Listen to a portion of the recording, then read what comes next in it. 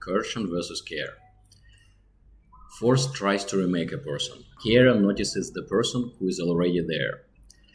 There is a question hiding underneath a lot of self-improvement advice. What kind of relationship are you building with yourself? One based on coercion or one based on care? Many of us were taught that the results require self-conquest. You have to break yourself, overcome yourself, discipline yourself. The language sounds respectable. Willpower, self-control, character building, but the underlying message is brutal. Right now, you are an obstacle, so you must become somebody else. With this mindset, whatever idea they get, they will turn it into a weapon against themselves. Yoga, you can do yoga and ignore your body until it gives out. Goals, you can pursue 5 goals at once until you fall sick. You can even misuse gentleness.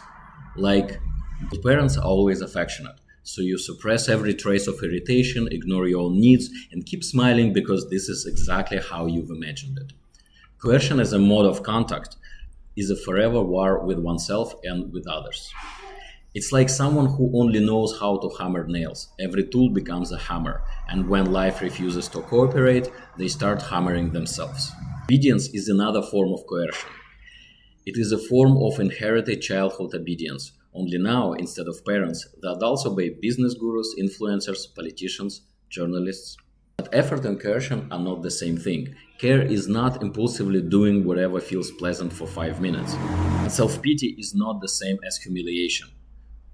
The go-to objection is this: if I stop forcing myself, I'll do nothing. I'll avoid every challenge, I'll stop going to gym, start eating sugars and fast food, doom scroll and play games all day.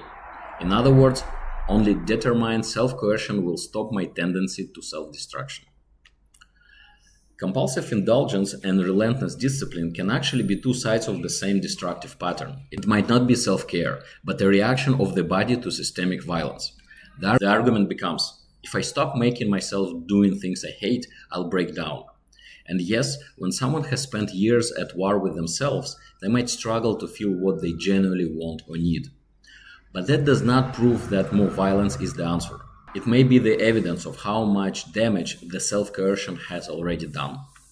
Strangely enough, very little is said about self-care. Far more popular are various achievement-obsessed ideas about winning the success and 10 rules of efficient efficiency. But how do we define care? How can we distinguish it from manipulation and advertising that disguise themselves as care, but are nothing of the sort? We'll return to that in a moment. So what does care look like? For example, what do I personally consider one of the most touching expressions of care toward me? Well, it's surprisingly ordinary. A cup of hot tea and pancakes brought to someone in a cold apartment. A blanket placed over cold shoulders. A friend offering help at exactly the moment it needed without being asked or obligated. Someone stopping their car to help person in need. In other words, care can be viewed as action carrying the message. I see what is happening to you and it matters to me. Self-care carries the same message inward. There is a part of me that needs something and another part capable of noticing and responding, provided that the voice hasn't been drowned out by internal factory boss barking orders. Now back to manipulation camouflaged as care. Manipulation would be, I know what you need better than you do. Or, if you refuse my help, I will be offended. This is a control masked as care. One responds to other person's needs. The other uses help to satisfy the helper's need for control and reassurance. A great example of this so-called care can be grandma's pastries that the family forces their child to eat. You know what I'm talking about. The body says no, but refusing would hurt their feelings. The care now requires you to ignore yourself. We cannot demand care. We can ask, while leaving the person free to respond or refuse. This means showing vulnerability, admitting that we need something. And this need does not mean dependence, weakness, or failure. Sometimes we do care, but genuinely don't know what to do, how to help. We're afraid of intruding, saying the wrong thing, or sounding insincere.